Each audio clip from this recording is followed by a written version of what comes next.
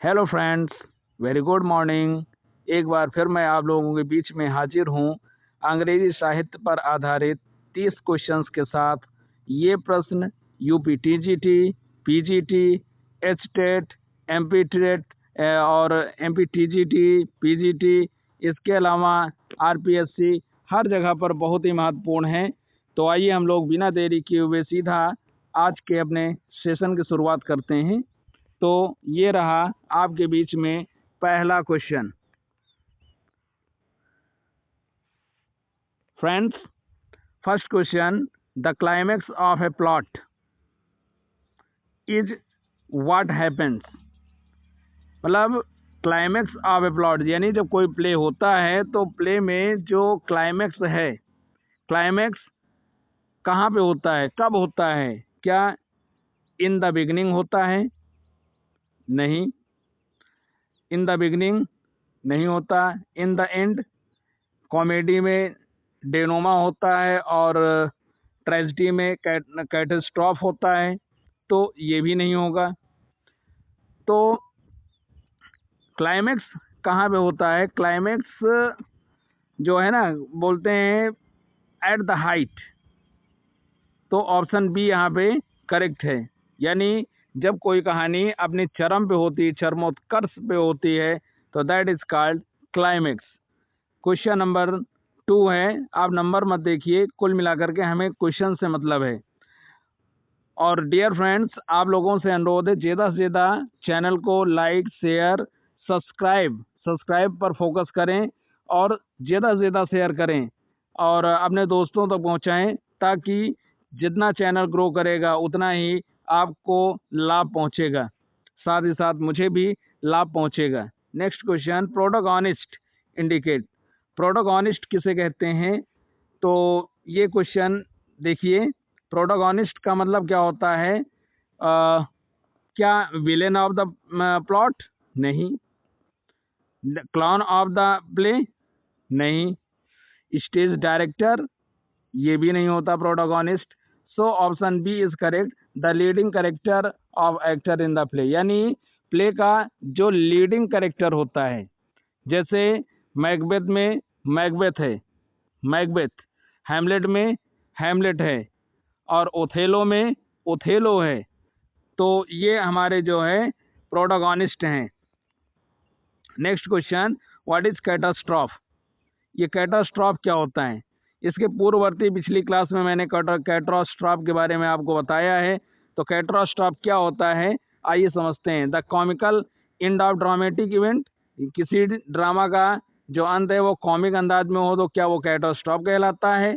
या comic and tragic and, क्या ऐसा अंत हो तो कैटास्ट्रॉफ होता है, या ट्रेजिक एंड? तो yes, option B is correct. जब किसी प्ले का अंत ट्रेजिक होता है तो उसे हम कैटास्ट्रॉफ बोलते हैं। यानी इन अदर वर्ड्स अगर हमें कहना चाहें तो end of the tragedy, end of the tragedy is called catastrophe. Next, a person who right about his own life. एक व्यक्ति जब अपने जीवन के बारे में कुछ लिखता है तो उसे क्या डायरी कहते हैं? नहीं। क्या क्रॉनिकल्स कहते हैं? नहीं। क्या बायोग्राफी कहते हैं? बायोग्राफी जब हम किसी दूसरे के जीवन के ऊपर लिखें तो वो कहलाता है बायोग्राफी। सो यहाँ पर आंसर क्या है? Option D is correct, autobiography, आत्मकथा। आइए नेक्स्ट क्वेश्चन देखते हैं। What is fantasy. फैंटेसी क्या होता है? फैंटेसी क्या फनी फिल्म को बोलते हैं? नहीं। फनी प्लेस को बोलते हैं? नहीं। Real life? नहीं।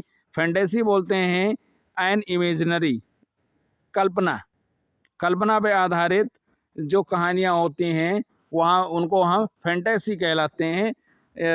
Next, the literary term इफ्यूमिज्म।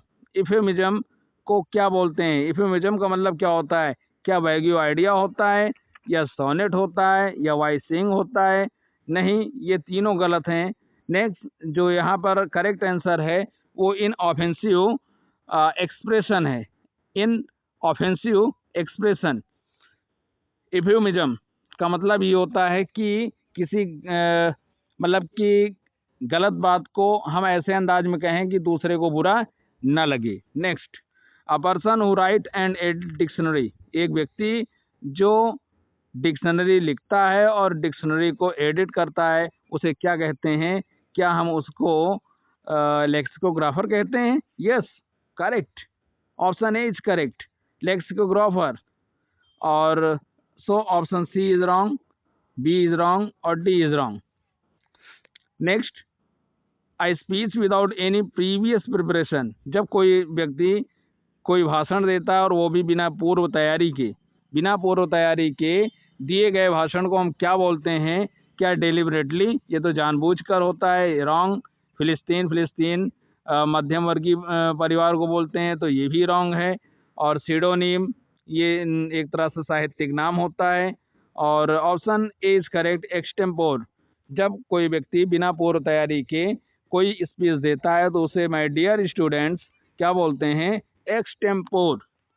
Dear friends, ज़्यादा से ज़्यादा लाइक, शेयर, सब्सक्राइब करें, इसमें आपका कोई नुकसान भी नहीं होगा बल्कि आपको बेनिफिट मिलेगा। मेरी जो सारी क्लासेस हैं सबसे पहले आप तक पहुंचेंगी अगर आप सब्सक्राइब करते हैं और बेल आइकन को दबाते हैं। नेक्स्ट,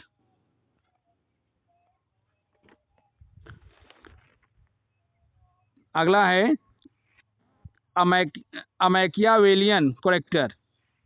मैकियावेलियन कैरेक्टर क्या होता है? मैकियावेलियन कैरेक्टर क्या ऑनेस्ट पर्सन होता है?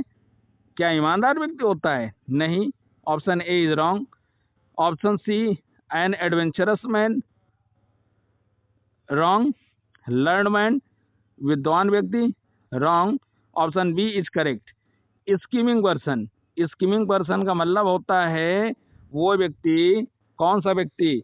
जो क्रॉफ्टी हो या डिसीटफुल या ट्रिकी आप बोल सकते हैं, या आप उसको बोल सकते हैं प्लॉटिंग पर्सन, वो व्यक्ति जो षड्यंत्र रचता हो। ओके, मैकियावेलियन हीरो के रूप में अगर हम देखें तो मैकबेथ इसका बहुत बेहतरीन उदाहरण है। मैकियावेलियन हीरो है, प्रोटागोनिस्ट भी है, लेकिन ये मैकियावेलियन है। इसका मतलब कि पूरी स्टोरी में उसको एक विलेन के रूप में दिखाया जाता है और फिर भी पूरे स्टोरी में वो छाया रहता है। नेक्स्ट, द पोइट लॉरियट किसे बोलते हैं? The best poet of the country? नहीं। Winner of the Nobel prize? नहीं। Classical poet? नहीं। यहाँ पर option C is correct, court poet of England. England का जो दरबारी कवि है, इंग्लैंड के महाराज के दरबार में जो दरबारी कवि होता है उनके द्वारा नियुक्त किया जाता है, उसको बोलते हैं poet laureate. So option C is correct. देखते हैं नेक्स्ट।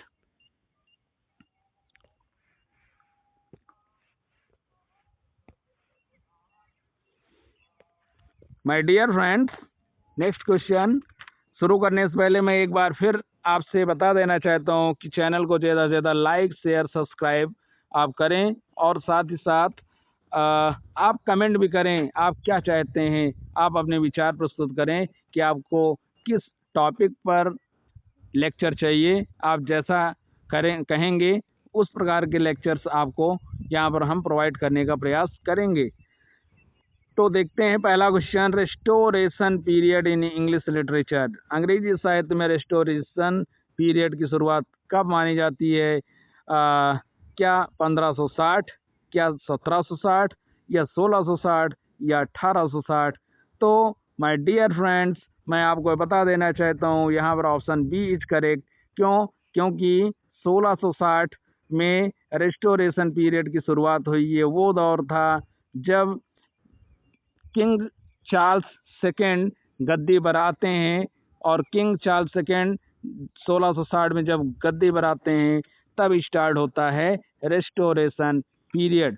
और किंग चार्ल्स सेकेंड के जो पिताजी थे किंग चार्ल्स फर्स्ट, उनको बिहेडेड कर दिया गया था 1649 में। कब? 1649 में। तो ये इस क्वेश्चन का जो राइट आंसर है वो है option B. Next, Shakespeare died in the year, Shakespeare का निधन कब हुआ? तो इसको मैंने आपको अभी पिछले क्लास में ही मैंने बताया, William Shakespeare was died on 23rd of April 1616, so option B is correct. Next, और इसमें और ऑप्शन देख लेते हैं, तो 1564 जो है इसमें इनका बर्थ हुआ था। Question number 3, the literary term euphemism means, euphemism का मतलब क्या होता है? अभी मैंने आपको पिछले स्लाइड में भी बताया, option B is correct. Inoffensive expression मतलब किसी मतलब कटु शब्द को हम मीठे शब्दों में प्रयोग करें, मतलब ऐसे शब्दों में प्रयोग करें कि व्यक्ति को बुरा भी ना लगे, तो उसे बोलते हैं euphemism. Next, who wrote man and superman, ये एक बेहतरीन प्ले है और it was written by G B. Shaw, none other by G B. Shaw. Next, who was not a Victorian poet, इसमें विक्टोरियन पोइट कौन नहीं था? देखते हैं, ऑप्शन ए मैथ्यू आर्नोल्ड, तो मैथ्यू आर्नोल्ड विक्टोरियन पोइट थे। रॉबर्ट ब्राउनिंग, ये विक्टोरियन पोइट थे। और इसके अलावा लॉर्ड अल्फ्रेड टेनिसन, ये भी विक्टोरियन पोइट थे। लॉर्ड अल्फ्रेड टेनिसन को तो representative poet of Victorian age माना ही जाता है। तो यहाँ पर माय डियर फ्रेंड्स जो करेक्ट आंसर है वो है बी। क्यों बी है? उसका कारण ये है कि अलेक्जेंडर पोप जो थे ये न्यू क्लासिकल एज के थे। तो option B is correct. Othello gave Desdemona, Othello एक ट्रेजेडी है और ये लिखा गया है विलियम शेक्सपियर के द्वारा। और ओथेलो इस प्ले का हीरो है। ओथेलो को हम क्या मानेंगे? हीरो मानेंगे। और डेस्टिमोना इसकी हीरोइन है। आपको जानकारी के लिए मैं बता देना चाहता हूँ। और ओथेलो एक मूर है और डेस्टिमोना एक फेयर लेडी है। और अपने पिता के इच्छा के विपरीत जाते हुए ये डेस्टिमोना ओथेलो से शादी कर लेती है। लेकिन ओथेलो और डेस्टिमोना दोनों इस प्ले के विलेन इयागो के कुचक्र में फंस जाते हैं और डेस्टिमोना का मर्डर हो जाता है ओथेलो के द्वारा। ओथेलो केवल अपने शंका में आकर के अपने डेस्टिमोना पर विश्वास नहीं कर पाता और वो डेस्टिमोना की हत्या कर देता है। तो कुछ इस प्रकार की इसकी स्टोरी है। तो इसमें पूछा जा रहा है क्या कि ओथेलो ने डेस्टिमोना को टोकेन ऑफ लव, प्यार के चिन्ह के रूप में क्या दिया था? क्या रिंग दिया या पेडेंट दिया या बैंगल्स दिया? So A is wrong, B C is wrong और D is wrong. Option B is correct, handkerchief. Othello ने डेस्टिमोना को प्यार के प्रतीक के रूप में हैंडकरचीफ दिया था। Next question, the climax of A plot is what happens, किसी भी प्ले के क्लाइमेक्स में क्या होता है? मुझे लगता है कि इस क्वेश्चन को मैं पहले भी बता चुका हूँ, इसको एक्सप्लेन कर चुका हूँ। सो यहाँ पर option B is correct. Next question, to be और not to be, that this is a question. To be और नॉट टू बी, ये जो क्वेश्चन है क्या ये ओथेलो में पूछा गया? नहीं। रोमियो जूलियट में? नहीं। क्या मैकबेथ में पूछा गया टू बी और नॉट टू बी? नहीं। ये क्वेश्चन हैमलेट में पूछा गया है। So option C is correct.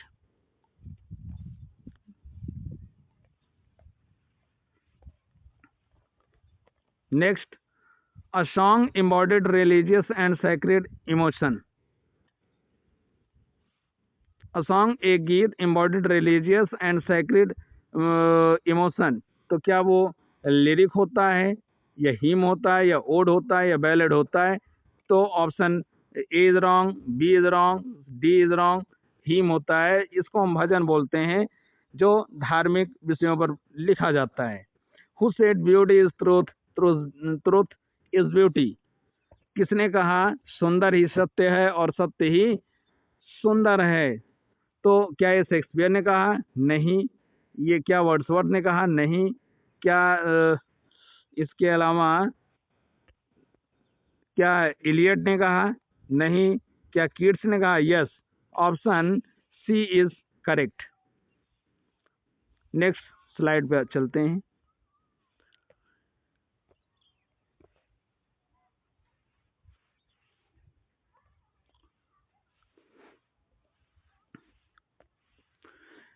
Question number 1, David Copperfield. David Copperfield के बारे में आप लोग ने सुन रखा होगा। डेविड कॉपरफील्ड एक नॉवेल है और जिसे 1850 में, कब? 1850 में लिखा गया था। किसके द्वारा लिखा गया? चार्ल्स डिकेंस के द्वारा लिखा गया। और इसमें का प्रोटोगोनिस्ट कौन है? वो है डेविड कॉपरफील्ड। डेविड कॉपरफील्ड के जो पिताजी हैं, इस मतलब ये मान के चलिए कि अर्ली ऑफ द एज खत्म हो जाते हैं और इसके बाद इनकी माँ इनके जन्म के 7 साल के बाद शादी करती हैं और जो इनका जो सौतेला जो पिताजी होते हैं वो बहुत इनके ऊपर जुल्म ढाते हैं, इनको बहुत टॉर्चर करते हैं इस पढ़ाई के लिए। तो कहीं ना कहीं ये कहानी बेहद ज़बरदस्त है। और तो हम लोग बिना देरी किए हुए देखते हैं डेविड कॉपरफील्ड जो नॉवेल है, क्या ये एलिजाबेथन नॉवेल है? नहीं। क्या ये मॉडर्न नॉवेल है? नहीं। क्या ये रोमांटिक नॉवेल है? जी नहीं। Option A is correct, it was a Victoria novel. Next, who is an essayist? इसमें इसेइस्ट कौन है? डिकेंस। डिकेंस नॉवेलिस्ट हैं, उपन्यासकार हैं और इसके अलावा ये पार्लियामेंट रिपोर्टर भी थे। तो option B is wrong. W.H. Newman? जी नहीं। और J.S. मिल? जी नहीं। फ्रांसिस बेकन, इनको बोला जाता है the father of English essay. The father of English essay कौन है? फ्रांसिस बेकन है। अगर हम पूछ लें कि प्रिंस ऑफ इंग्लिश एसे किसे बोलते हैं, तो चार्ल्स लैम्ब भाई साहब को प्रिंस ऑफ इंग्लिश एसे बोला जाता है। अगर फादर ऑफ एसे पूछा जाए तो आप किसको कहेंगे? इसके लिए हम लोग किसको कहेंगे? मोंटे को कहेंगे। किसको कहेंगे? मोंटे। मोंटे एक फ्रेंच राइटर थे, उनको father of English essay, sorry, father of essay was Montaigne, father of English essay Francis Bacon और prince of English essay Charles Lamb. Next, W.B. Yeats क्या थे? अमेरिकन थे? नहीं। W.B. ईट्स क्या थे? क्या वो W.B. ईट्स साहब अमेरिकन थे? इस पर हम लोग चर्चा करेंगे। ये नहीं थे। ब्रिटिश? ये ब्रिटिश भी नहीं थे, ये स्कॉटिश भी नहीं थे, ये आयरलैंड के राष्ट्रीय कवि थे। Who is not a romantic poet? कौन इसमें से रोमांटिक पोइट नहीं है? H.T. कॉलेरिज का जन्म कब हुआ? 1771 में हुआ। इनका जन्म कब हुआ? 1700। H.T. कॉलेरिज का जन्म 1771 में हुआ और निधन 1834 में हुआ। तो ये तो रोमांटिक कवि थे। जॉन कीट्स भी रोमांटिक पोइट थे। इनका 1795 से 1821, तो ये भी रोमांटिक पोइट थे। पी.बी. शेली भी रोमांटिक पोइट थे। तो और T.S. इलियट ये मॉडर्न पोइट थे। So option D is correct. Next, who is modern novelist? Modern novelist कौन है? क्या जी.बी. शाह हैं? नहीं। क्या इब्सन है? नहीं। क्या मिलर हैं? जी नहीं। मॉडर्न नॉवेलिस्ट में D.H. लॉरेंस का नाम सबसे अग्रणीय है। Next, who is called the poet of beauty? Beauty की बात हो और किड्स की चर्चा न हो, ऐसा कैसे हो सकता है?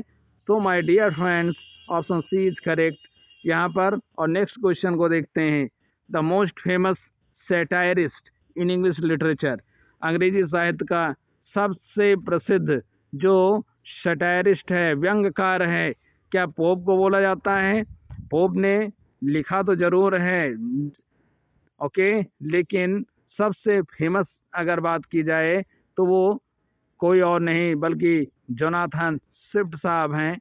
So option A is correct, B wrong, D wrong और C wrong. Next, most important feature of romantic poetry is, romantic poetry का सबसे बड़ा फीचर क्या है? क्या रोमांटिक पोइट्स ब्यूटी भी लिखते थे?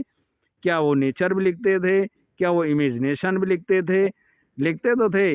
रोमांटिक पोइट्री के आधार स्तंभ हैं ये, ब्यूटी, नेचर, इमेजिनेशन। लेकिन सबसे ज़्यादा जो महत्वपूर्ण फीचर की बात हो रही है यहाँ पर, जब महत्वपूर्ण की बात हो तो option C is correct, subjectivity उनके पॉइंट्स में पाया जाता था। Next question, my dear friends, lyrical ballad was published in the year.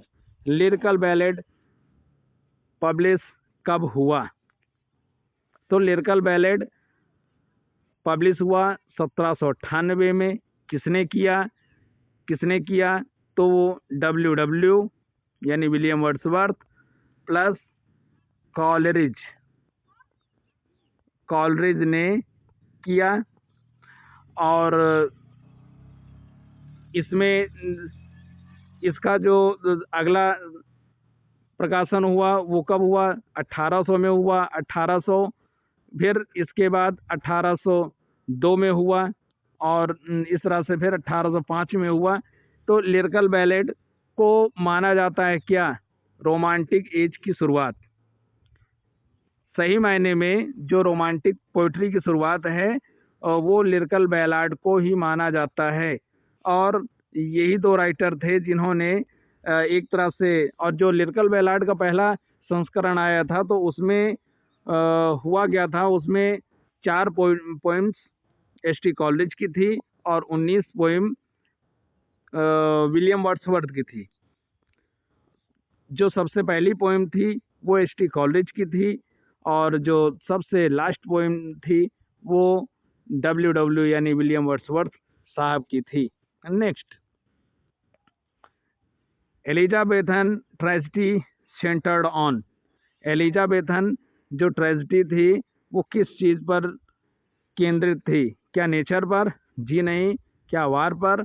बिल्कुल नहीं। क्या लव पर?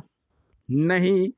जो यहाँ पर करेक्ट आंसर है वो आपका है option number A, revenge. So my dear friends, इसी के साथ आज का सेशन हम फिनिश करते हैं और मैं उम्मीद करता हूँ कि आप लोग ज़्यादा से ज़्यादा चैनल को लाइक, शेयर, सब्सक्राइब, कमेंट आप करेंगे और अपने दोस्तों को भी प्रेरित करेंगे। और इस तरह से हम लोग धीरे धीरे एक एक करके आगे बढ़ रहे हैं और अब आगे आपको बहुत जल्द टफ क्वेश्चंस भी मिलने वाले हैं। सो एक बार फिर बहुत बहुत धन्यवाद।